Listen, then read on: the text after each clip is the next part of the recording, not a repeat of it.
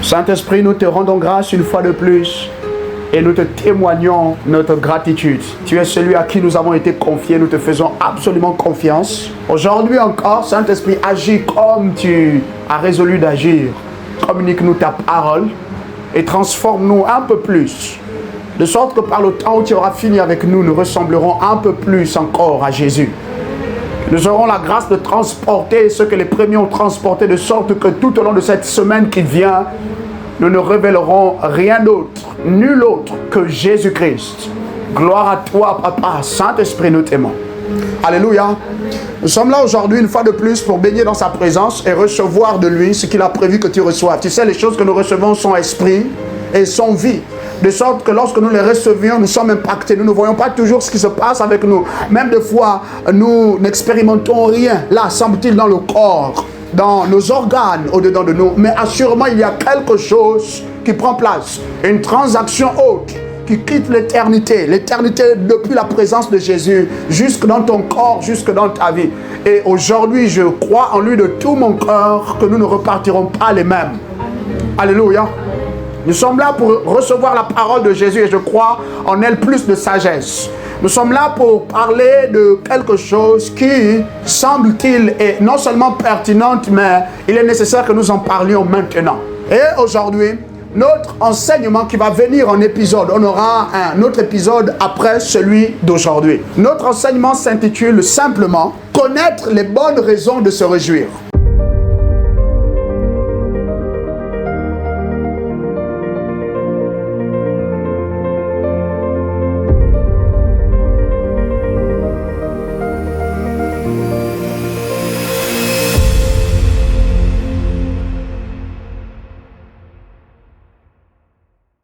Our teaching will come in episodes. Next week, by God's grace, we will have the second episode following this one.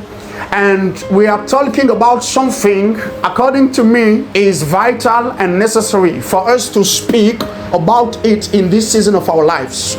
And the topic or the main theme is knowing the good reasons to rejoice. Connaître les bonnes raisons de se réjouir. Philippiens chapitre 4, verset 4. Nous commençons notre enseignement en lisant ce passage de la Bible. Philippians 4 and verse 4. We will start reading that passage of the Bible. Glory to you, Jesus. Cet après-midi, je ne viens pas seulement te communiquer la parole ni la pensée de Jésus. Cet après-midi, je viens aussi espérant que la parole va être rendue puissante, ointe par lui-même pour te repositionner, pour aussi te donner d'être recalibré par rapport à toi dans sa présence, la présence de Jésus, et également par rapport à toi, vis-à-vis de toi-même et vis-à-vis du reste de l'humanité, dans la continuité de notre vie. Philippiens chapitre 4, verset 4 s'exprime disant « Réjouissez-vous toujours dans le Seigneur ». Ensuite, l'apôtre ajoute « Je le répète, réjouissez-vous ». Un enfant de Dieu, tu as été sauvé et tu es gardé à un endroit où normalement le reste du monde ne peut plus te trouver. On ne peut plus juste avoir accès à toi comme c'était autrefois. Aujourd'hui, nous avons été conduits à un endroit, dans une famille et à un lieu où nous avons toutes les raisons de nous réjouir. Mais pas juste de nous réjouir en qui? En Jésus-Christ, dans le Seigneur.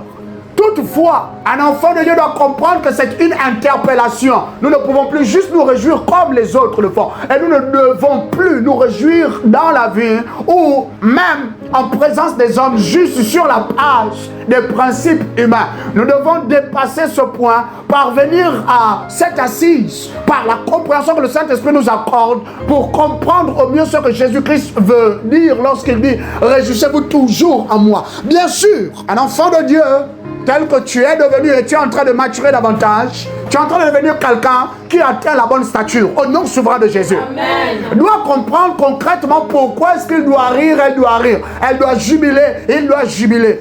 Et ici, proportionnellement, ce passage est simplement en train de dire que nous n'avons plus à nous réjouir sur la base des choses du monde. Nous n'avons plus à nous réjouir sur la base des choses que le monde offre, donne, que les hommes peuvent mettre ensemble pour toi et pour moi. Et assurément, dans la continuité de ta vie, je prie qu'au nom souverain de Jésus, tu reçoives ce qui est bien, Amen. Ce qui est bon, ce qui est agréable, ce qui est admirable, qui est digne de louange, à la gloire de Jésus-Christ. Cependant, ça veut dire bien plus Dire nous réjouir désormais dans le Seigneur, ce que le Seigneur a à offrir, ce que le Seigneur a mis ensemble pour toi et pour moi, l'expérience que nous avons désormais à avoir avec lui depuis que nous avons confessé son nom et alors que nous accédons davantage à la connaissance. Pourquoi est-ce qu'il est bon de se réjouir dans le Seigneur? Parce que depuis que tu as reçu Jésus, tu remarques et tu as expérimenté que ta joie ne découle plus de ce que les hommes te disent pertinemment, premièrement. Ta joie ne découle plus absolument ou toujours de la première place dans les études, la première place au travail, la première place, je ne sais, dans ce que tu fais. Dire toujours les bons résultats dans les affaires. Et ça, c'est bien. Tu continueras d'avoir des bons résultats. Et ceux d'entre nous qui n'ont pas déjà de bons résultats, après aujourd'hui, c'est seulement les bons résultats dont tu feras l'expérience. On doit comprendre ce qui doit nous donner de nous réjouir dans le Seigneur, mais aussi on doit comprendre en quoi est-ce qu'on doit se réjouir. Alléluia. Sinon, tu sais, le fait de jubiler en assemblée, ça va seulement rester la pratique de l'assemblée. Lorsqu'on est environné des frères, et puis quand tu rentres à la maison, quand tu poursuis l'année, l'expérience personnelle, familiale, amicale, relationnelle, les finances, sur le plan professionnel, semble-t-il, les réjouissances vont s'arrêter. Et Jésus-Christ m'a dit simplement, va partager cette portion de parole avec tes bien-aimés. Nous avons été appelés à nous réjouir dans le Seigneur, mais on ne se réjouit pas juste n'importe comment non plus. Et aujourd'hui, je vais nous aider, en commençant notre voyage dans cette première partie, à comprendre en quoi est-ce qu'on se réjouit, principalement à la fin des saisons. En quoi? In what we have to rejoice by the end of each season. Nous avons expérimenté des saisons. Cette année en soi est venue avec un cumul de saisons. Et voici d'ailleurs, nous sommes désormais dans la dernière saison de cette année, n'est-ce pas? Et tu vas voir beaucoup de parents, beaucoup de gens vont aller là-bas dehors. On va aller acheter le sapin de Noël synthétique. C'est pas bon, hein? Soit dit au passage, ceux qui continuent d'avoir ces pareilles pratiques-là, je ne sais pas, commander un véritable sapin, un vrai arbre. Arrêtez d'acheter ce qui est synthétique, c'est pas du tout bon. À côté de ça, on va acheter aux enfants des jouets. D'autres encore, ils vont revendiquer des cadeaux, revendiquer des présents, parents, enfants, que sais-je encore, amis et connaissances. Et en soi, c'est bien, parce que on prend pour compte le fait que ce soit la fin de l'année, donc on a le droit de se réjouir. Oh, on n'est pas mort. Oh, Jésus nous a guéris quand on était malade. Oh, Dieu intervenu en notre faveur. Pour nous particulièrement, que nous sommes des enfants de Dieu, sans se rendre compte qu'après on rejoint la troupe des hommes là-bas dehors qui n'ont même pas encore Jésus. Et on se met à jubiler ou à nous réjouir à la fin de l'année comme eux ils font. Alléluia. Il faut que ça change. Parce que nous, on n'est plus de ce monde. On est encore dans le monde. C'est ici qu'on doit révéler Jésus. C'est ici qu'on doit révéler, établir son royaume. Jusqu'à ce que les royaumes de la terre deviennent son royaume sous sa gouvernance. On doit comprendre qu'on ne peut plus juste faire les choses comme les autres. Dépenser des sommes exorbitantes d'argent pour faire plaisir aux enfants, faire plaisir à la famille. Il faut acheter des bûches pâtissières, je ne sais pas, des bars bretonnes. Il faut acheter des cadeaux. Il faut se mettre à l'aise, semble-t-il. On ne vit qu'une fois, donc il faut en profiter. We have to enjoy because we live but just one time. Then after that we have to transit. Non, bien aimé, ça doit changer avec nous. C'est pour cela que cet enseignement vient. Dans la seconde partie de notre enseignement, maintenant, nous comprendrons et nous allons découvrir en quoi est-ce qu'il faut se réjouir à la place de la vie, dans la vie. Mais aujourd'hui, nous parlons pertinemment de ce qu'on doit comprendre, ce qu'il faut qu'on découvre pour nous permettre de nous réjouir à la fin de l'année. Est-ce que tu sais que normalement, on n'a pas le droit de rire juste parce que les autres rient? On n'a pas le droit même de prétendre qu'on est joyeux, qu'on est content. Encore pire, on n'a pas le droit de se laisser aller aux réjouissances. Si les raisons que je vais te lister ne sont pas trouvées dans ta vie, ces raisons-là, tu les avais découvertes et tu as mené ta vie tout au long de cette saison, de cette année jusqu'à maintenant. Si les raisons-là ne sont pas trouvées, remplies comme des besoins, comme des exigences, on n'a pas le droit de rire. On n'a pas le droit d'être content. Indépendamment du salaire qui continue de passer, indépendamment de la promotion qui est déjà arrivée, et d'autres même qui vont recevoir des promotions, parce que ce n'est pas fini. Jésus va continuer de récompenser son peuple. Amen. Toi en particulier, au nom souverain de Jésus. Amen. Non, on n'a pas le droit. On n'a pas le droit, même si les enfants ont réussi à l'école. Non, on n'a pas le droit. Oui, est-ce que je suis en train de dire il ne faut pas être content, il ne faut pas rendre grâce à Dieu? Non, c'est pas ce que je suis en train de te dire. Ne te méprends pas. Je suis juste en train de dire on n'a pas le droit d'être là, nous adonner, dire le cœur est joyeux, le cœur bondit de joie, l'âme est dans l'allégresse. Si ces raisons-ci ne sont pas trouvées, dénominateurs communs dans nos vies, et de la force ou les principes qui ont gouverné notre vie tout au long de cette année, jusque dans cette saison et la saison finale de cette année. Béni sois-tu, précieux Jésus.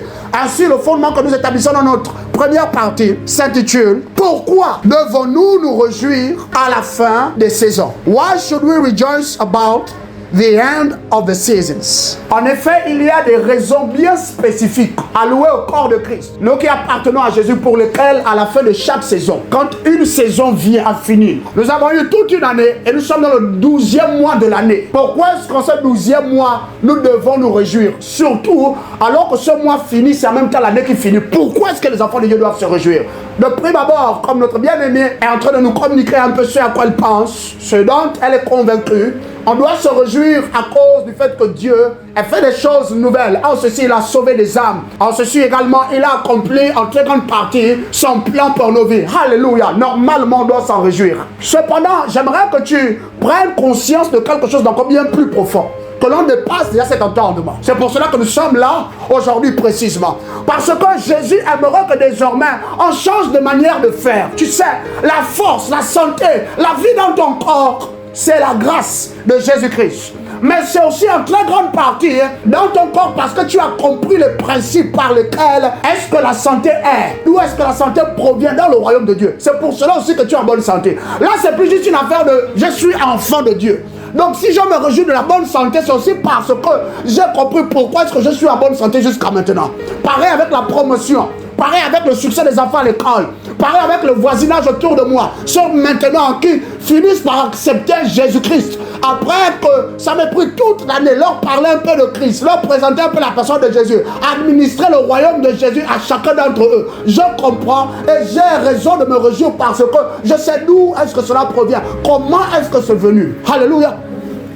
Cependant, majoritairement, à la fois à la place spirituelle et dans le cours de la vie des hommes, tout enfant de Dieu a le droit et doit se réjouir dans le Seigneur pour ceci. D'abord, nous devons nous réjouir de la fidélité de Dieu envers ses standards. Tu marques une virgule, de son amour pour nous et de sa bonté envers tous. First of all, both spiritually and humanly speaking, why does a child of God should go into time of rejoicement, gladness, singing praises to God, both in the presence of Christ, then among men with ourselves? First of all, we should rejoice in God's faithfulness to his standards. Comment? His love for us and his goodness toward all. Dès à présent, focalisons-nous sur ces raisons que Jésus met en avant. Un enfant de Dieu se réjouit pourquoi? Un enfant de Dieu se réjouit à la fin de la saison qu'il vient d'expérimenter. Maintenant, il est sur le point de la finir et de passer dans une autre saison à cause ou à partir du fait que son Père, Dieu, est fidèle envers ses standards à lui. Si Dieu n'était pas fidèle envers ses standards, les choses que tu as obtenues là, ce que tu as connu et expérimenté, bonnement, bien-aimé, tu étais peut-être sur le point de chuter à cause de la force des œuvres de ténèbres contre toi et contre ta vie. Mais la main de Dieu t'a relevé, n'est-ce pas? C'est parce que Dieu est resté fidèle envers ses standards. Une nation a le droit de se tenir debout et de chanter, de jubiler. Aujourd'hui, dans la plupart de nos assemblées, on ne jubile plus pour ces raisons-là, non. On jubile à cause de la promotion au travail. Quelle tristesse au milieu de nous. On jubile parce que finalement la sœur a fait les enfants. On jubile parce que finalement les jeunes gens là viennent de se dérouler. Soit dit qu'ils se sont mariés. On jubile parce qu'au final, on a le nouveau véhicule, le nouveau SUV qu'on voulait. C'est pour ça qu'on lève les mains. Quand on va arriver dans les assemblées, surtout alors que la fin d'année de plus en plus approche. Le dernier jour de cette année 2025 approche. C'est ça seulement qu'on va nous dire. Encore et encore, encore et encore. Non, tu ne peux pas rester silencieux ni silencieuse. Écoute, il faut que tu lèves les mains, il faut que tu ouvres ton corps, il faut que tu dises merci à Dieu pour le fait qu'il t'a gardé, le fait qu'il t'a préservé. Oui, c'est vrai, mais avant tout, enfant de Dieu, comprenons qu'on doit se réjouir. On a le droit de se réjouir. Peut bien qu'on ait les larmes, parce que la plupart d'entre nous, les choses qu'on espère, c'est pas déjà arrivé. Même on a prié pour que quelqu'un reste en vie, mais la personne est morte. Au final, on pleure. Mais toutefois, Jésus nous dit que si on doit se réjouir en lui, on doit se réjouir en lui jusqu'à maintenant. Et surtout en cette saison-ci. Pourquoi? Parce qu'il est fidèle envers ses standards. Dieu a dit qu'il ne t'abandonnera pas. Dieu ne t'a pas abandonné. Que tu aies été quelqu'un qui a fait absolument les choses qu'il t'a demandé de faire ou pas. Déjà, pas du tout. Même, Dieu est resté fidèle à sa parole là. Tu as entendu parler. Dieu a dit qu'il ne permettra pas que tes enfants deviennent des mendiants. Et Dieu t'a gardé en soi. Combien d'entre nous avons assez suffisamment comme on veut déjà là pour nos bien-aimés? Dieu nous amène là-bas. C'est une de mes batailles à la place de l'esprit. C'est une de mes contingences par la connaissance que Dieu me donne. Et on est en train d'arriver là-bas. Mais ce n'est pas déjà le cas. Il faut l'avouer. Mais toutefois, les enfants, tes bien-aimés, certaines des personnes que tu connais ne se sont pas retrouvées le long de la route à faire la manche. Faux ou vrai? Parce que Dieu est resté fidèle à ses standards. Nous, on ne sait plus ça. De sorte que Satan a vu notre manque de connaissance dans ce domaine-là. Et Satan est venu ascenser notre mauvais message. On a mis en avant quoi? Le fait qu'on ait été fidèles.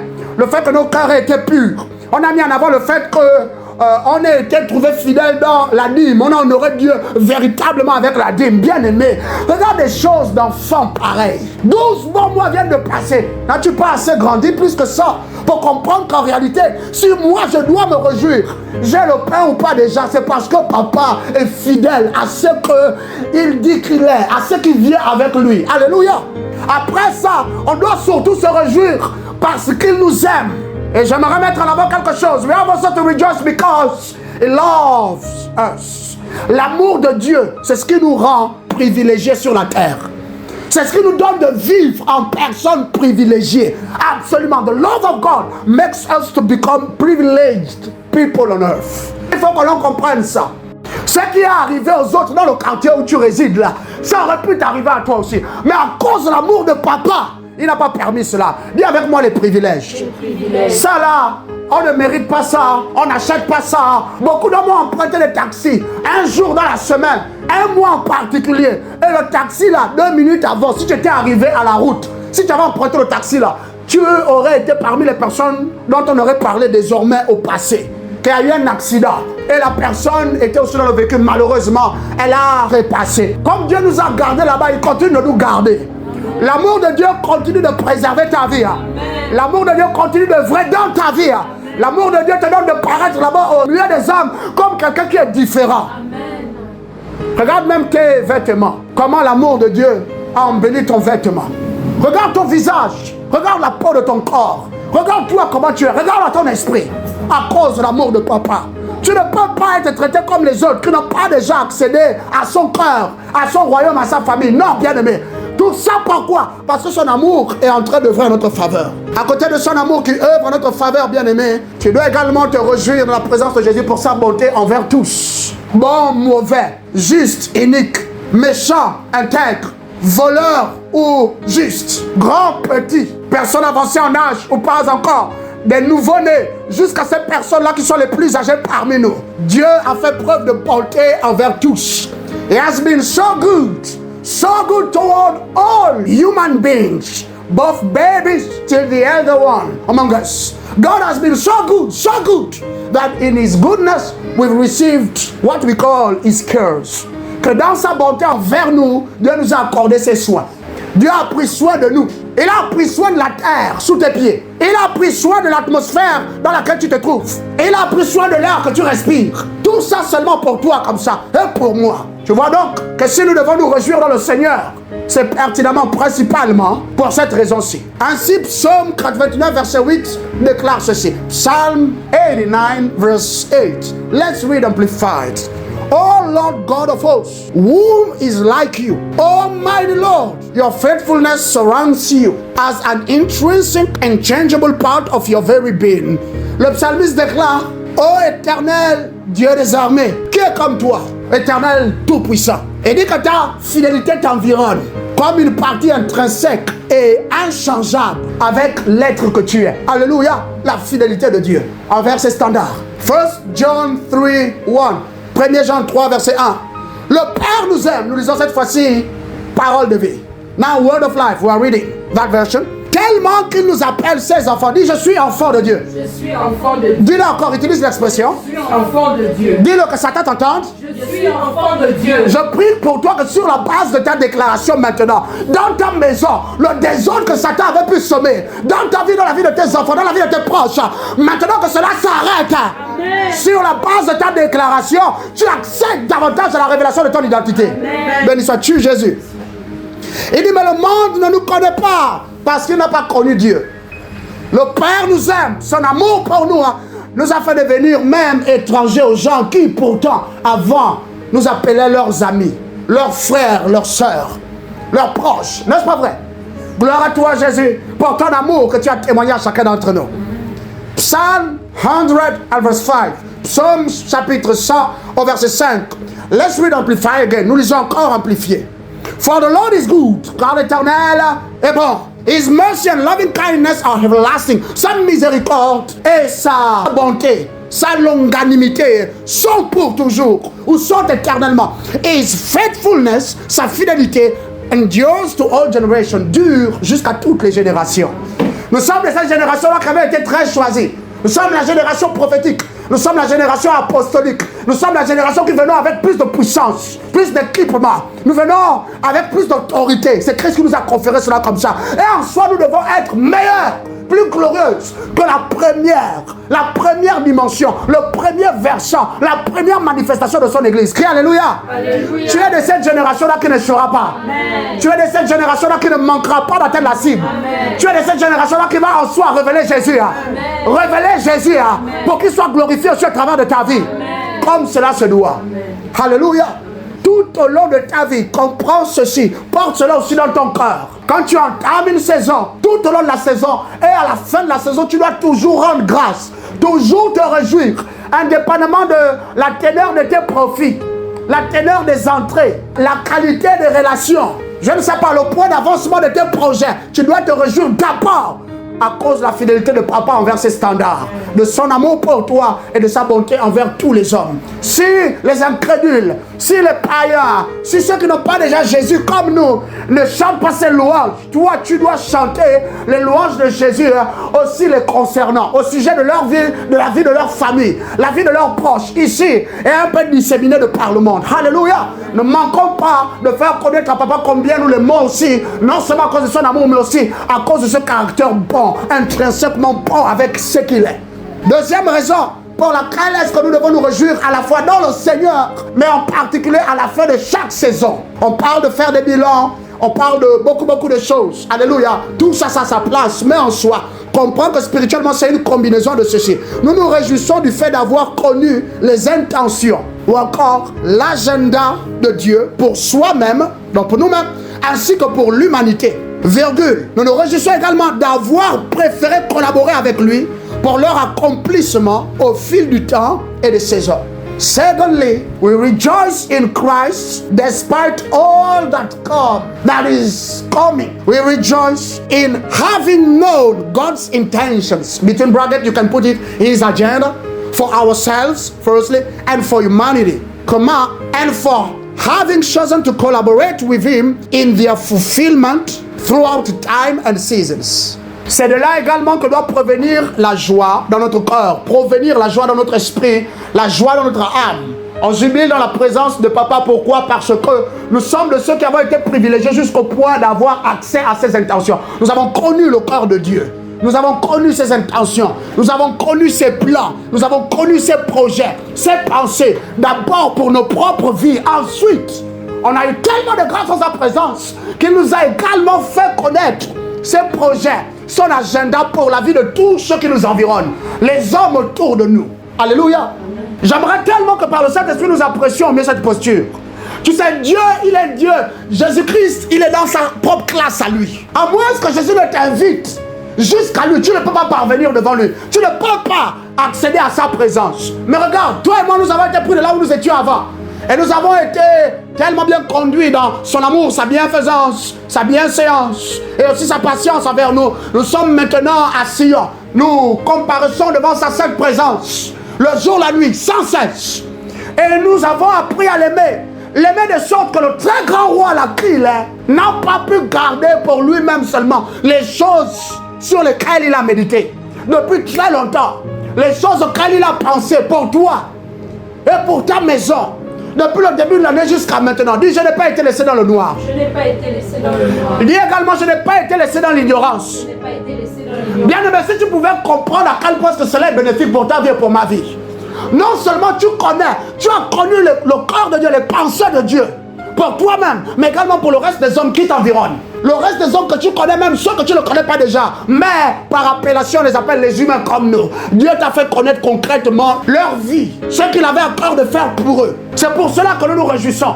Nous ne marchons pas dans les ténèbres parce qu'il nous communique sa pensée. Nous avons sa pensée. Nous connaissons les choses de Dieu. Imagine, demain est incertain. Le futur, tu ne le connais pas. C'est vrai, tu as espérance en Christ de vivre un futur glorieux et radieux. Ce sera le cas, au nom souverain de Jésus. Amen. Mais comprends que, pas à pas, Dieu a dévoilé des choses. Dieu a mis à nu certaines choses avec lui par rapport à ta propre vie. De sorte qu'en soi, tu as vraiment été trouvé son fils, sa bien-aimée en ceci. Tu as connu ce qu'il attendait de toi et tu as appris à collaborer avec lui pour donner manifestation à son agenda dans ta vie, manifestation à son agenda dans la vie des hommes et des femmes autour de nous. Et c'est ce qui rejoint pertinemment ce que notre bien-aimé nous disait tout au début.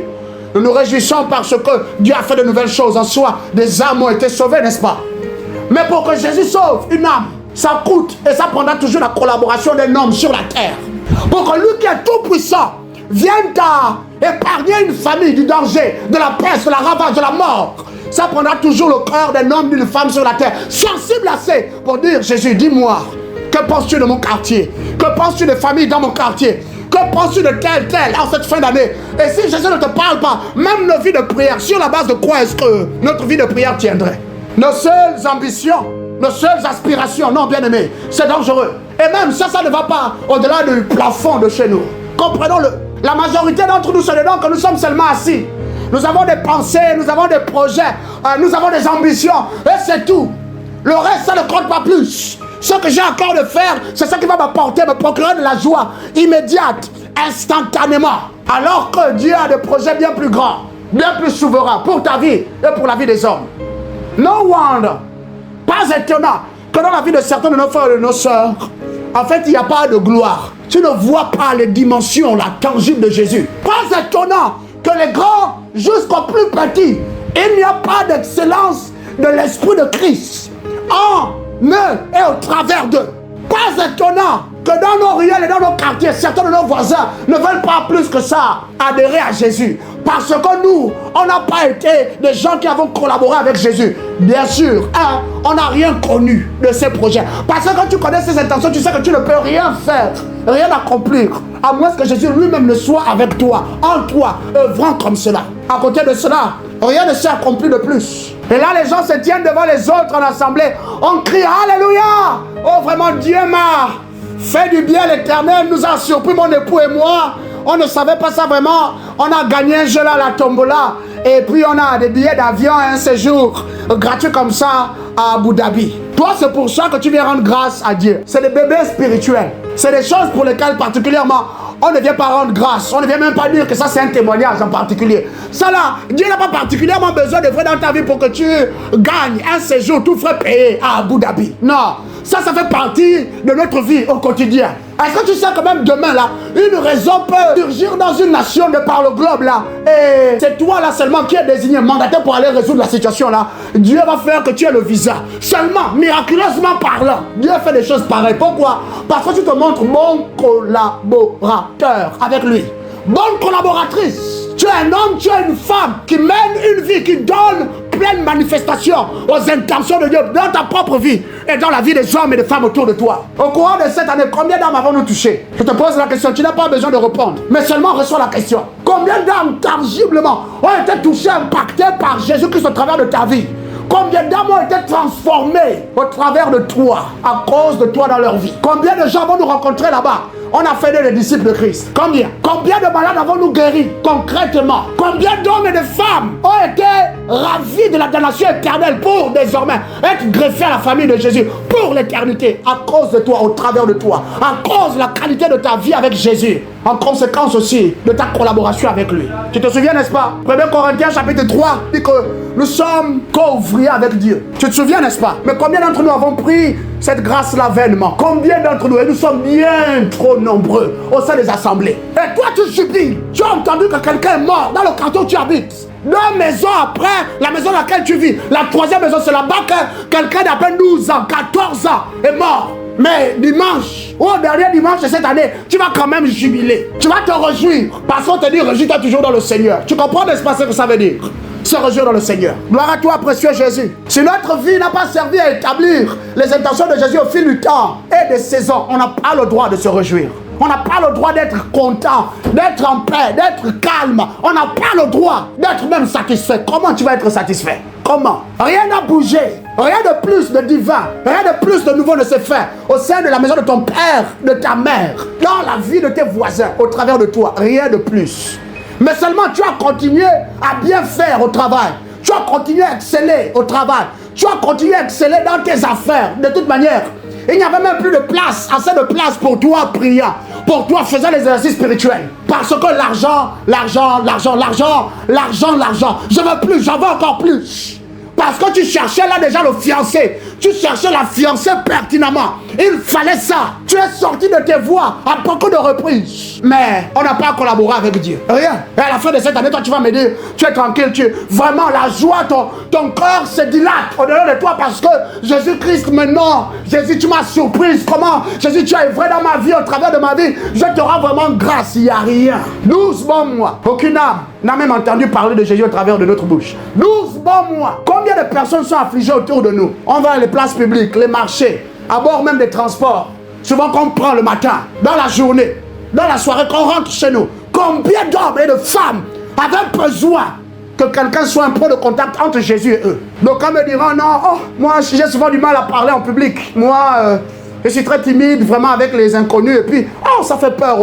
Parce que vous savez bien ce qui se passe en ce moment, comment les gens sont maintenant sceptiques par rapport à l'affaire là de Jésus. Donc du coup, moi j'ai évité. Honte à nous. S'il te plaît, le temps d'un moment, élève ta voix, demande seulement pardon avec moi. Demande pardon à Jésus pour notre négligence. Demande pardon à Jésus pour notre manière de faire égoïste. Demande pardon à Jésus avec moi. Seigneur, grâce. Seigneur, miséricorde. Tu sais, nous sommes là en train de recevoir ta parole et je réalise pertinemment à quel point est-ce que c'est vrai. À quel point est-ce que je suis passé à côté. Les choses pour lesquelles tu me demandes de me réjouir en toi, pour lesquelles je dois me réjouir à la fin de chaque semaine, à la fin de chaque mois, à la fin de chaque trimestre, de chaque semestre. Et aujourd'hui, maintenant, à la fin de cette année, Jésus-Christ, je n'ai pas tapé dans la grâce de ces raisons-là. Je n'ai pas vécu pour accomplir, remplir les exigences de ces raisons-là, papa. Miséricorde et grâce, à mon endroit, à l'endroit de mes frères et de mes sœurs ici avec moi, à l'endroit de nos frères et de nos sœurs au plus loin, Jésus. Ceux en assemblée, ceux-là qui sont en train d'organiser des cultes, soi-disant pour se réjouir. Alors que ton corps n'est pas réjoui de nous, Père. Comment est-ce que nous, on peut continuer de se réjouir? Papa, miséricorde. Arrête-nous, Jésus. Grâce. Donne-nous de comprendre. Arrête-nous, Jésus. Donne-nous de nous asseoir. Donne-nous, Père, de renoncer à cela et d'accepter désormais les choses que tu veux que nous acceptions. De comprendre comme tu veux que nous comprenions. Gloire et louange à toi, précieux Jésus. Merci de nous exaucer encore, Papa. 2 Corinthiens 6, 1 déclare ceci. Bible français courant. 2 Corinthians 6, 1 declares this. Ainsi, puisque nous collaborons avec Dieu. So, as we are co-laborers with God, we are praying unto you. Nous vous supplions, ne négligez pas la grâce que vous avez reçue de lui. Don't neglect the grace you've received from him. 1 Corinthiens 2, 9. Ce que les yeux n'ont pas encore vu, n'ont jamais vu, ce que le cœur des hommes n'a pas déjà eu en pensée, ce que le cœur n'a pas déjà attrapé, ce que les pensées humaines n'ont même pas encore pu processer. C'est ça que Dieu a en réserve pour ceux qui l'aiment. Où est la pertinence de notre amour pour Jésus? Comment est-ce qu'on peut justifier le fait qu'on aime Dieu? Par quoi? On va mettre quoi en avant? Qu'est-ce qu'on va dire? Qu'est-ce que surtout on va montrer? Parce que souviens-toi, Jésus nous a déjà enseigné ici que l'amour de Jésus, son amour, notre amour désormais est celui qui aime se montrer plutôt que se dire. Alléluia. Qu'allons-nous montrer? Ce qu'on a fait, ce qu'on a accompli, c'est seulement pour nous et notre famille immédiate. Que l'on soit pasteur, la majorité, on les appelle les serviteurs de Dieu, avec beaucoup de respect. Notre leader au sein de l'assemblée, les frères et les sœurs, notre vie se résume à faire d'abord, majoritairement, principalement, mais toujours plus pour nous seulement. Le reste, Seigneur, fais grâce aux voisins. Bien-aimés, je prie que Jésus nous accorde la grâce. En cette fin d'année particulièrement, que Jésus nous accorde la grâce. Gloire à toi, Yahweh. Troisième raison pour laquelle est-ce que nous devons nous réjouir à la fin de chaque saison de la vie. Nous nous réjouissons d'avoir une fois de plus fait confiance à Dieu en ayant engagé sa parole dans nos vies avec persévérance de sorte à parvenir au point de vivre ce qu'elle promet. Thirdly, we rejoice in having once again trusted God by embracing His word in our lives. Engage the word of God with our lives with perseverance, so that we reach the point of living what it promises. We've reached the point, the state in our lives where now everything we are living out, experiencing, is only dictated by the authority of the Holy Scriptures. Thank you, Jesus. C'est la troisième raison pour laquelle lorsque nous rentrons dans la présence de Jésus, nous avons le droit de nous réjouir. Nous avons le droit de lever les mains. Nous avons le droit de jubiler. Nous avons le droit non seulement de confesser notre gratitude, mais nous avons le droit de rire. Peut-être même de verser des larmes, mais des larmes de joie. Nous avons le droit de ne pas rougir. Nous avons le droit d'être sereine, qu'à ce point-ci, Jésus est plus avec moi. Donc, parce qu'il est plus avec moi, en même temps, mon cœur est plus davantage de se présenter à lui, de parvenir là où il est et de faire les choses comme Jésus aspire, comme Jésus voudrait que je fasse les choses. Alléluia. Pourquoi? Parce que nous sommes venus au point où nous avons encore résolu de faire confiance à Jésus. Nous avons décidé que je ne me confierai pas dans l'arme de la chair, quand bien même je connais des gens, je connais des ministres, je connais même le premier ministre du gouvernement, je connais le président de la République. En effet, c'est le petit frère même de mon époux. Bien-aimé, il faut que tu comprennes qu'en tant qu'enfant de Dieu, tu dois avoir témoigné à Jésus-Christ. Tu dois avoir témoigné à tous les êtres spirituels. Tu dois avoir témoigné à la création que moi, j'ai seulement confiance en Jésus. Je suis un homme, une femme qui vit seulement sur la base de la confiance que j'ai mise en Jésus-Christ. Alléluia. Et comment est-ce qu'un enfant de Dieu sait qu'il a confiance en Jésus? En d'autres termes, on appelle ça la foi. Simplement, j'ai pris sa parole et j'ai engagé ma vie sur la base de sa parole. Sa parole, j'ai prié sa parole dans ma vie. Sa parole, je l'ai mise là sous mes yeux. J'ai médité sa parole. J'ai lu la parole. J'ai médité la parole encore et encore. J'ai commencé à confesser à haute voix ce que sa parole dit.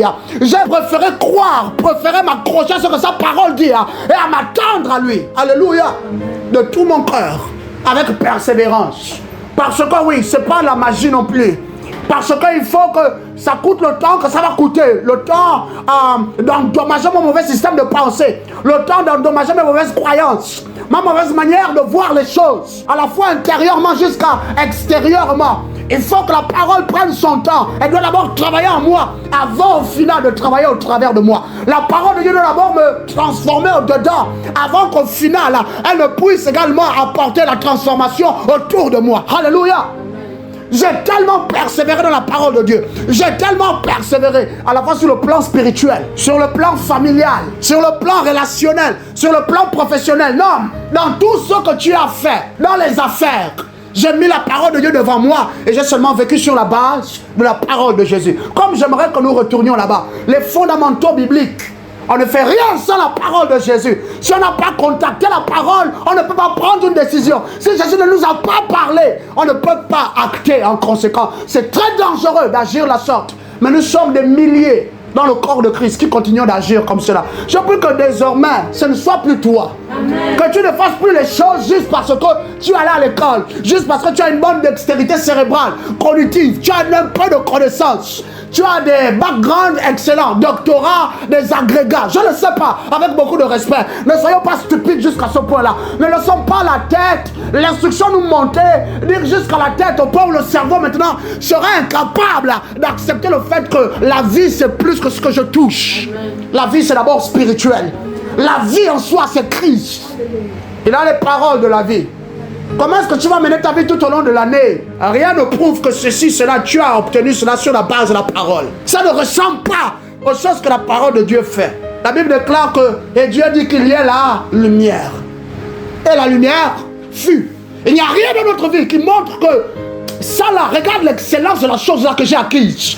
C'est seulement par la parole de Yahweh que j'ai obtenu ça. Regarde comment ma vie est. Regarde la mesure de santé que je transporte.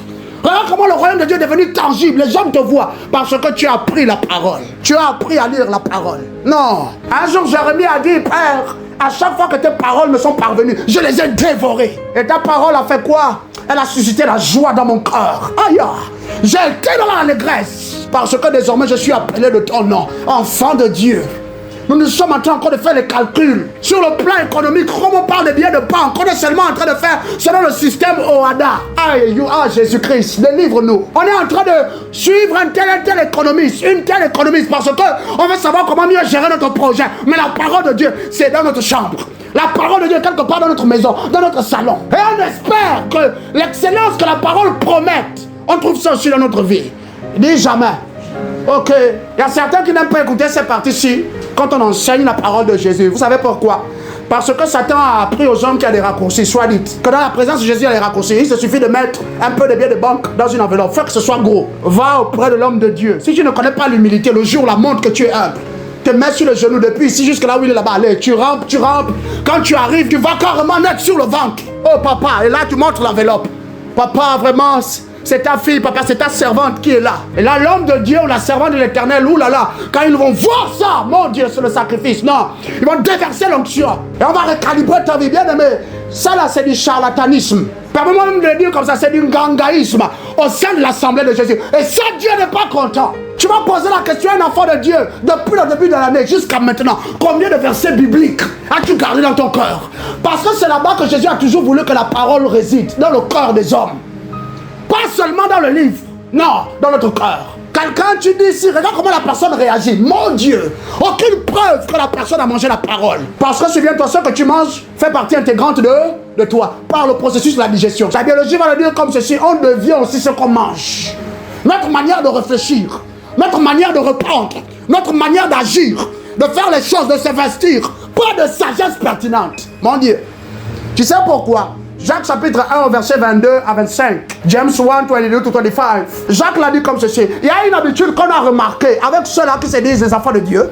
Quand ils vont en assemblée, ils écoutent la parole. Ils écoutent encore. De toute manière, la plupart de ces lieux-là où il n'y a pas l'esprit de vie là-bas, c'est normal. On ne peut que prêcher la parole, seulement prêcher la parole, de manière même abusée. Ensuite, il ne cherche pas à mettre la parole en pratique. Il dit que ceux-là sont semblables à un homme qui va se mirer dans la glace. Il observe son visage. La jeune femme là observe son beau visage. Et là, elle voit à quoi elle ressemble physiquement. Ça ne va pas au-delà. Et par le temps où elle tourne le dos au miroir, soudain, dans la journée, la personne a oublié à quoi concrètement ressemble son visage. Il dit, ainsi en est-il, de tous ceux-là qui écoutent la parole sans la mettre en pratique, ils ont tendance à se séduire eux-mêmes. Par de quoi? Faux raisonnement. Moi, je suis la fille de l'Éternel. Moi, je suis la bien-aimée de Jésus. Dans ce combat-là, je serai victorieuse. C'est la base de quoi? C'est sur la terre qu'un homme a besoin de ta belle poitrine, de ton beau corps. Excuse-moi de te le dire comme ça. Mais Jésus n'a pas besoin particulièrement de ta belle poitrine, de ton beau corps. Ça ne lui fait même aucun effet. Dire comme tu penses là, la manière des hommes, rien du tout. Dire ce que tu dois dire, il doit écouter, ensuite tu dois performer. Jamais. C'est pas comme ça. Pareil avec nous les hommes. On se séduit nous-mêmes. Dieu est là, Dieu va encore agir. Oh Seigneur, je sais que dans mon affaire, dans mon business, tu vas te montrer, mon Dieu, mon Père. Tu es tout glorieux. Et même, on arrive au point où c'est pas Dieu qui fait, c'est pas la parole qui agit. Vous savez ce qu'on fait? On force les choses. On prend des versets dans Genèse 1er. Car on tire jusqu'à dans Jean 14. On fait tout pour coller ça parce que on doit absolument prouver que c'est la parole de Dieu qui agit alors que c'est faux. L'apôtre ajoute le verset 25. Il dit qu'au contraire, celui qui écoute la parole et qui s'empresse à la mettre en pratique, celui-là seulement trouve plaisir, bonheur dans tout ce qu'il entreprend. Combien de paroles de Dieu tu as investi dans les études de tes enfants? Toi qui as des enfants, combien de la parole de Dieu tu as investi dans ton affaire? Combien de la parole de Dieu tu as investi dans le travail, la profession qui est la tienne? Combien? Ah non, tu sais, nous c'est la fonction publique.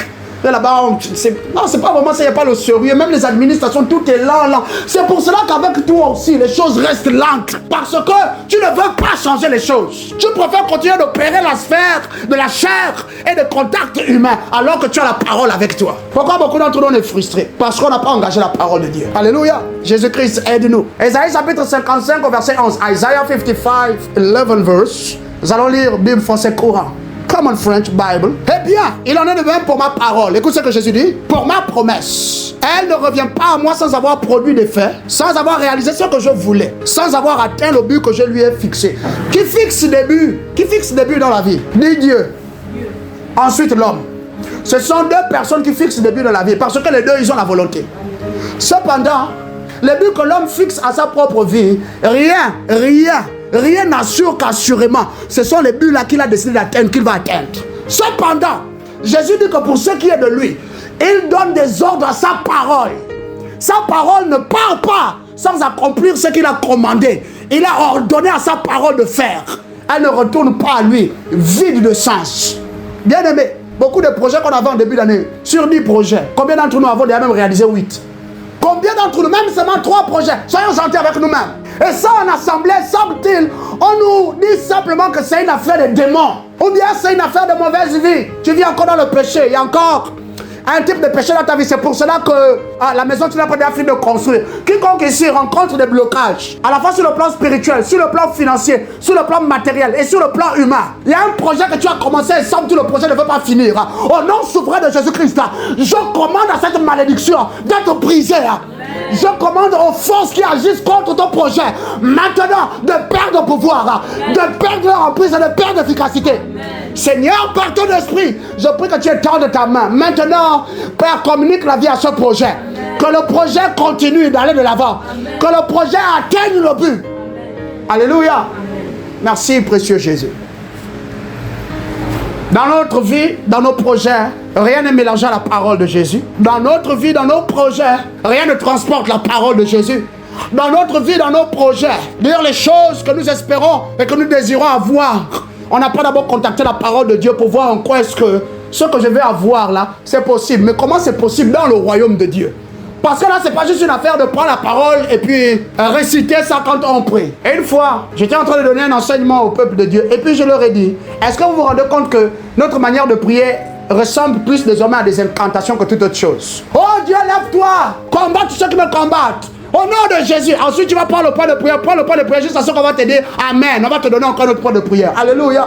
On prie comme ça sur la base de quoi? Dis nos penchants, notre corps, nos désirs à nous. L'égoïsme là. Beaucoup d'entre nous, on ne sait même pas que la plupart de nos ennemis là, tous ne vont pas mourir. Quand bien même ils doivent mourir, certains seulement. D'autres vont rester en vie et ils vont être assez sages pour confesser le Dieu que toi tu invoques désormais. Mais ça, c'est non, c'est pas dans notre perspective. Pourquoi? Parce qu'on est gardé à la place des enfants. Spirituellement parlant, on reste des bébés spirituels. Mais on ne veut pas assumer ça. Et quand j'ai dit ça au peuple de Dieu, observez bien. Jésus dit qu'il exauce quoi? Sa parole. Jésus dit que ce qui accomplit ses projets, ses buts, même en faveur des hommes, c'est sa parole, à laquelle il donne des ordres spécifiques. Maintenant, toi, là, quand tu demandes à Dieu de tuer quelqu'un, dis-moi un peu, est-ce que c'est normal? Et deux, est-ce que c'est comme ça que Dieu opère dans son royaume? Personne ne m'a répondu. Non, est-ce qu'on va te prendre au sérieux? Pas du tout. Ah, ça c'est un petit... Non. Oui, c'est vrai, il est zélé un peu. Quand on voit, il aime quand même Jésus, mais... Ah, quoi bon, ça, nous, c'est comme ça qu'on a toujours fait. De toute manière, c'est comme ça que ça a toujours marché pour nous. Non, ce qui a marché pour vous, c'est parce que Dieu était miséricordieux. Si depuis le début, là, Dieu n'était pas miséricordieux, que Dieu, c'était juste un homme seulement. Aïe, aïe, aïe, aïe. Beaucoup d'entre nous, là, on se serait mordu tous les 10 doigts. Que l'affaire de Jésus, là, je ne veux plus. Prenez ça, allez loin avec ça. Moi, je préfère retourner dans les histoires des bains, les histoires des scarifications. Je préfère retourner là-bas. Parce que c'est plus facile, semble-t-il. Non, on ne connaît pas les principes du royaume. La parole de Dieu est là avec nous. Mais on ne connaît même pas la nature de Jésus. On ne connaît pas son cœur. On ne connaît pas. On achète un poste télévision, ça ne dure même pas. Ça tombe en panne. Pareil avec le téléphone. Combien d'enfants de Dieu vont te voler un téléphone? Par maintenant, les principes sur le Dieu que tu as compris. Alléluia. Qui ici a déjà été victime d'un braquage? On t'a pris le téléphone. Avant. Alléluia. C'était il y a combien d'années en arrière? 4 ans en arrière, n'est-ce pas? Merci beaucoup. Est-ce que depuis là-bas jusqu'à maintenant, que tu as eu accès à des enseignements autres, est-ce que tu as encore la peur d'être braqué un jour? Est-ce que tu penses que ton téléphone, quelqu'un va te prendre 5 jours? Mais beaucoup d'enfants de Dieu sont assis là, dans l'assemblée. Par le temps où le soir arrive, on va sortir. Tu sais, souvent en semaine là, le cœur tremble. Ah, tu sais, dans notre quartier, il y a les braqueurs. Oh. Ça, c'est comme ça que les enfants de Dieu parlent. Mais la parole de Dieu dit que sa parole est une lampe à mes pieds. Amen. La Bible dit que c'est une lumière sur mon sentier. Non seulement ça, il dit que son ange campe autour de ceux qui le craignent. Beaucoup parlent comme ça. Ils ne craignent pas Jésus. C'est normal. Et nous, on remarque bien que les gens sont encore des bébés spirituels. Mais on ne fait pas tout ce qu'il faut qu'on fasse pour les aider à grandir. Que Dieu nous pardonne. C'est seulement quand on s'engage avec persévérance que la parole de Dieu nous conduit au point où finalement, ce qui est écrit dans la parole, ça devient notre partage. Ça devient notre expérience. Dieu a dit tu seras la tête et non la queue. Excusez-moi aussi de vous dire ceci. Ce n'est pas seulement la simple déclaration qui va te donner de devenir la tête. On devient la tête en expérience dans le corps de Christ quand on comprend le rôle de la tête, l'autorité qui vient avec la tête. Quand on comprend les principes spirituels, c'est là qu'en soi tu deviens la tête. Mais nous on pense que non, le pasteur va me poser les mains. C'est un service d'impactation. Il y a la bouteille d'huile d'onction. Alléluia. Attention. J'ai souvent pour habitude d'enseigner aux gens qu'à cause de notre manque de connaissance des choses spirituelles, on est maintenant en train de faire l'abus de toutes les bonnes choses qui ont été prescrites par Jésus. L'abus de la prière, l'abus des offrandes, l'abus des jeûnes, l'abus des retraites spirituelles, parce qu'on ne comprend pas à quoi ça sert. Et c'est pareil, l'abus d'impactation. On va te donner l'huile d'onction. L'huile d'onction là même. Bois 8 bouteilles d'huile d'onction de 1 litre là. Je ne sais pas si tu vas prendre pigé, mais fais seulement faire attention. Si tu as une femme, fais attention. Surtout si tu es enceinte, tu vas perdre le bébé. Sûr, c'est pas les démons, c'est l'huile d'onction. Bois autant d'huile que tu veux. Va te faire baptiser encore même une énième fois. tu ne vas pas devenir la tête pour autant. Pas comme Jésus dit. Non, on ne met pas la parole de Dieu en pratique. Et on espère vivre en bonne santé toute l'année. On ne met pas la parole de Dieu en pratique. On espère rester les premiers, jamais derrière. Toujours en haut, jamais en bas. On te dit, et la foi, Jésus. Amen, pasteur, Dieu reçoit. Tu reçois quoi? Là où le dimanche, là, tu aurais même dû aller écouter la parole. On t'aurait enseigné la parole. Comme j'aurais aimé qu'on ne lise plus seulement les écrits. Maintenant qu'on les vive, alors qu'on est en train de lire, on vit la parole. Et là, ça nous donne une telle audace. Mon Dieu. Je vais vider tout mon compte. Papa, je vais te donner à toi. Je vais te donner à toi à cause de quelque chose qui est rentré dans le cœur le jour-là. Aïe, aïe, aïe. À la fin de l'année, quand les autres seront en train de compter les pertes, essuyer des peines, des problèmes sur le plan financier, voici que toi, le Saint-Esprit agit par l'esprit de prophétie. Tu sais, hein, je vois quelqu'un aller en banque. Et cette fois-ci, la somme d'argent que tu vas trouver là-bas, c'est loin d'être la somme d'argent que tu attendais. Parce que Dieu va ajouter davantage. Je l'ai dit sur le peuple de Dieu, ça fait déjà 3 semaines. Je réitère cela. Dieu m'a promis qu'il va vous récompenser. Hein, parce que vous vous êtes montré assidu, vous vous êtes montré patient et présent dans sa présence. Hein, que mon Père te récompense. Hein, que mon Dieu qui est aussi ton Dieu te récompense. Hein, et avant la fin de cette année, hein, obtiens du surplus. Hein, au nom souverain de Jésus. Amen. Surtout financièrement parlant. Gloire à toi, précieux Jésus. Finissons notre enseignement. La dernière, 4e raison pour laquelle on se réjouit dans le Seigneur, mais surtout en fin d'année, nous nous réjouissons d'être concrètement devenus la personne que Dieu désirait que nous devenions en cette saison. Lastly, we rejoice at the end of each season in life because we've become concretely the person God wanted us to become this season.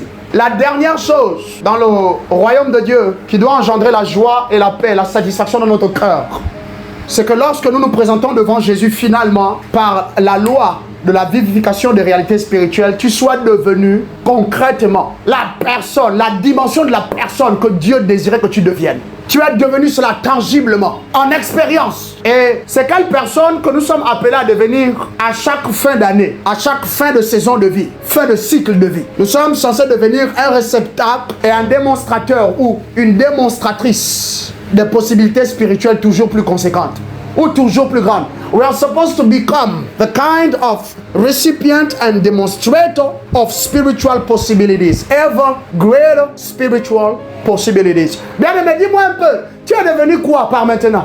Avec beaucoup de respect, tu es devenu quoi? La plupart d'entre nous, on a pris 12 bons mois, 12 solides mois, seulement à chercher les choses qui plaisent au cœur et à l'âme, ici, maintenant, dans l'immédiat. Mais pour ce qui est de croître dans la présence de Jésus sur le plan spirituel, des bien-aimés n'ont pas du tout tenu compte de ça. À l'heure où je te parle, c'est la fin de l'année. Je te l'ai déjà dit, beaucoup là, ils sont en train de planifier le voyage. Eux, ils ont amassé un peu d'argent, ils ont fait des économies, c'est pour mettre de côté avec beaucoup de respect. Et c'est bien que tu te donnes des vacances. C'est bien que tu t'offres du bon temps avec ta famille, les gens que tu aimes. Voyager, que Dieu vous en accorde la grâce. Voyager même gratuitement, au nom souverain de Jésus. Mais bien aimé, est-ce que tout au long de cette année, tu as aussi pris le temps pour faire grandir ton esprit?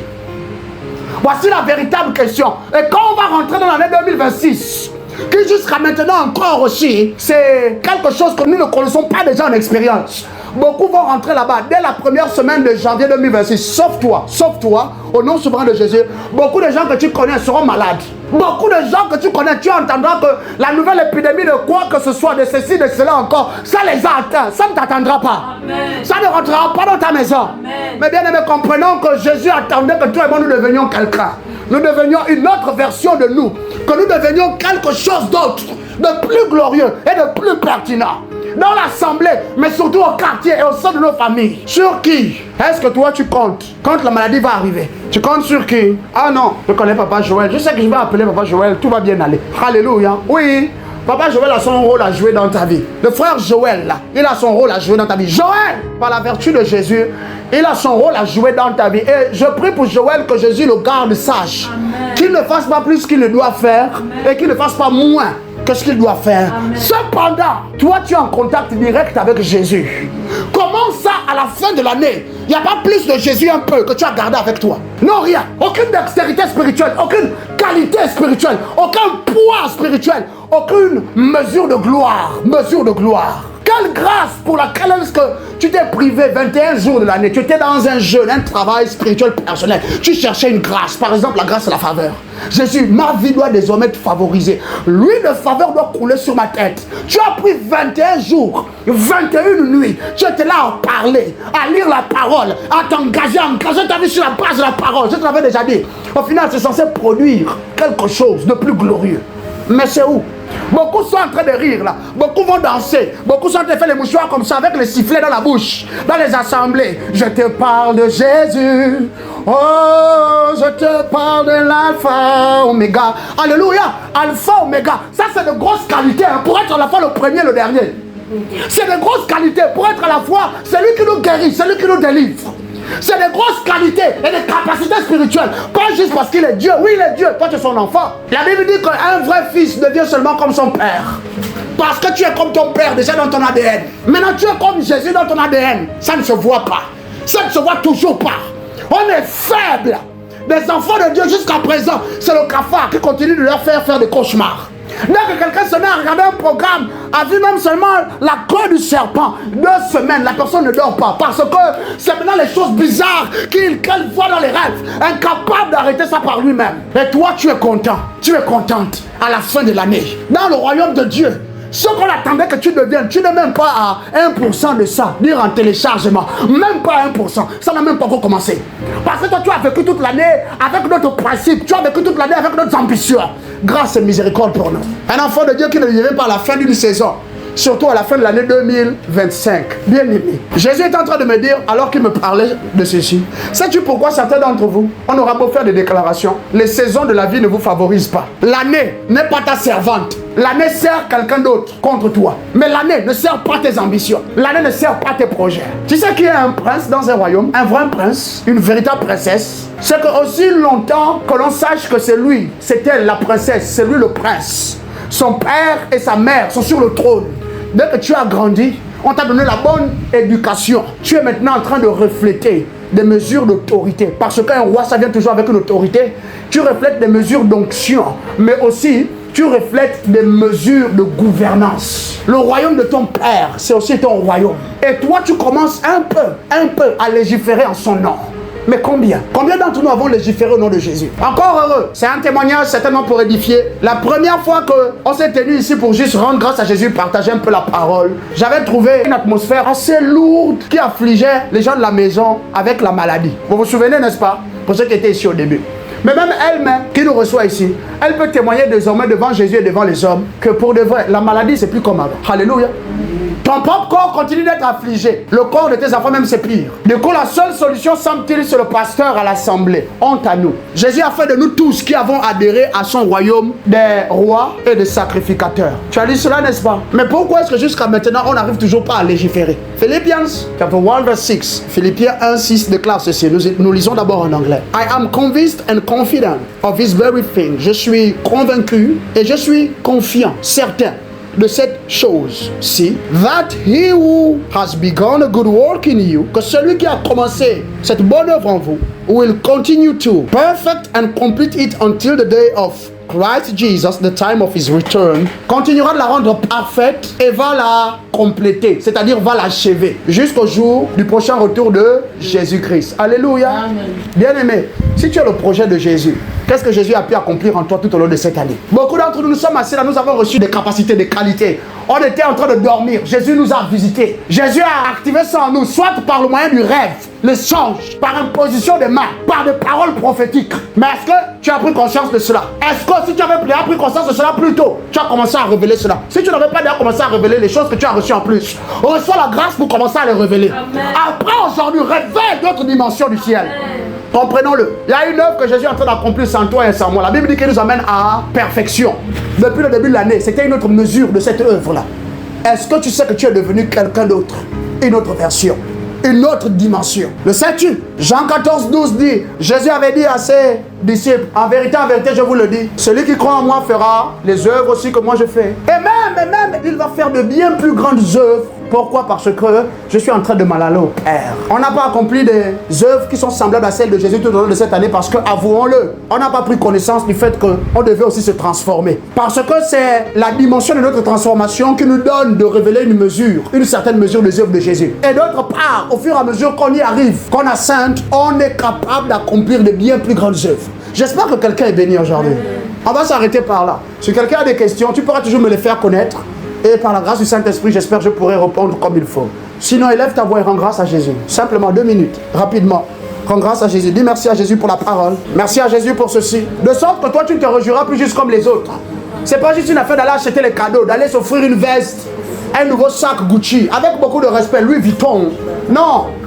C'est d'abord une affaire de respecter les exigences spirituelles dans la présence de Jésus. Si on doit se réjouir en lui, mais surtout à la fin des saisons de l'année, en cette fin d'année en particulier. Pas juste parce que les enfants gagnent à l'école, oui. Ça c'est un fait, Dieu vous l'a accordé. Mais les véritables raisons pour lesquelles je dois me réjouir, Jésus, je te rends grâce de m'avoir ainsi partagé ta parole. Gloire et louange à toi. Gloire et louange à toi. Au nom souverain de Jésus-Christ. Je prie dans la vie de chacun d'entre vous que la parole que tu as reçue va être vivifiée. À partir de cette nuit et tout au long de cette semaine, la parole que tu as entendue, en laquelle tu as cru que tu as reçue dans ton corps, va être arrosée et ointe par le Saint-Esprit. Elle va prendre possession de toi. Amen. Et elle va t'inciter à faire les choses désormais différemment. Amen. Tu ne vas plus juste rire au milieu d'une compagnie d'hommes qui sont en train de rire. Tu ne vas plus trouver réjouissance dans les choses dans lesquelles Jésus ne trouve pas réjouissance. Amen. Bien que ce soit la fin de l'année. Tu ne vas plus simplement t'empresser. Continuer de faire les choses comme les hommes. Dépenser de l'argent juste parce que c'est la fin de l'année, on doit se faire plaisir. Jésus, arrête-nous et que ta parole traduise véritablement ce que nous avons reçu ici aujourd'hui. Je prie que cette nation soit bénie de l'Éternel. Je prie que celui qui est méchant, celle qui est méchante, ceux qui boivent le sang humain et qui mangent la chair des hommes, en cette semaine, que Dieu les confronte, qu'ils soient arrêtés, que la main de Dieu leur résiste. Amen. Jésus-Christ bénit cette nation, fais-la prospérer spirituellement et humainement parlant. Jésus visite les nations du monde, aussi les nations africaines. Le Congo, Père, vient au secours. Le Niger, le Nigeria, Père, nous envoyons la prière pour le secours, la délivrance des hommes. Arrête le méchant, arrête le perfide. Arrête celui qui a pris goût simplement à gaspiller des êtres humains qui sont chers à ton cœur, à ton image et à ta ressemblance, Yahweh. Venge le sang des innocents. Père éternel, affermis nos nations. Délivre-nous de la stupeur. Délivre-nous des psychoses. Délivre-nous, Père, du chaos. Délivre-nous des tourments. Délivre-nous de la tradition. Délivre-nous du culte au génie. Délivre-nous des idoles. Délivre-nous, Père, de la sorcellerie. Délivre-nous des ténèbres et de l'ignorance. Affermis nos présidents. Affermis-les, Père. Conduis-les à faire seulement ta volonté. Gloire et louange à toi, précieux Jésus. Nous déployons ton sang sur nous et sur nos nations. Nous ne tomberons pas. Nous ne mourrons pas. Satan n'aura pas raison de nous. Gloire et louange à toi, précieux Jésus, pour ceux qui étaient dans ta présence. Fais-les à jamais prospérer dans ta présence. Affermis-les dans ta présence. Merci, Yahweh. C'est en ton nom que nous avons prié. Nous croyons encore que nous sommes exaucés. Amen, amen et amen. Partageons la grâce, je te prie. Que la grâce de notre Seigneur Jésus-Christ, l'amour de Dieu le Père et la douce communion du Saint-Esprit soit avec nous de maintenant et dans la continuité. Amen. Sûrement, bonheur, grâce, joie, bénédiction, faveur nous accompagne tous les jours de nos vies et nous demeurerons dans la présence de Jésus de maintenant et à perpétuité. Amen, amen et amen. Va et révèle Jésus-Christ et que sa présence en toi continue de s'intensifier. Amen.